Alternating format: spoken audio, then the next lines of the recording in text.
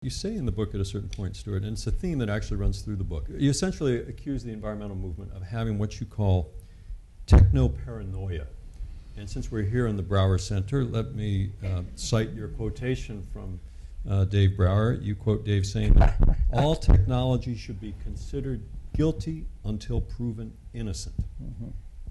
You, Stewart Brand, say that a smarter way to approach technology is that we should assume that the technology is neutral and that the people promoting it are neutral.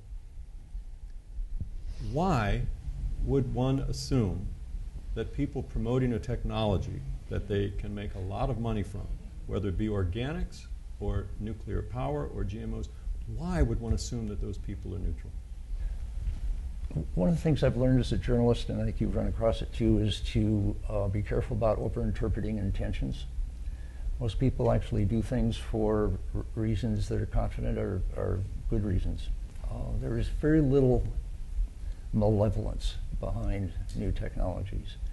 People are trying to figure out how to make a cool new tool work in a cool new way.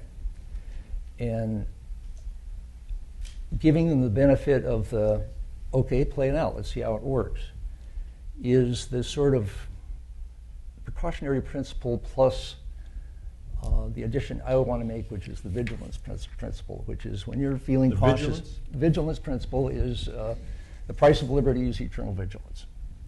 And so if there's something you're feeling precautious about, that's good. That means you're starting to pay attention to it.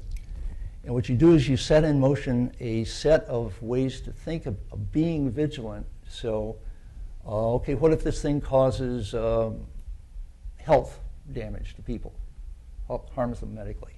So you start monitoring that. This happened with GMOs. When genetically modified crops like corn and soybeans first came along, people said, well, this is going to cause health problems. And so we should be precautious about that. And you look carefully, and do they cause health problems? No, they don't. Okay, that's interesting. Does it cause ecological problems? Well, and you look at each one of these things down the line. But the idea is, as the evidence accumulates, your behavior and your opinion in relation to that technology moves with the evidence. It doesn't stay stuck at the early, we're scared of this one stage. And over-interpreting people's intentions at the very beginning of the process can set in motion an agenda or a bias that blinds you to evidence that doesn't match your agenda.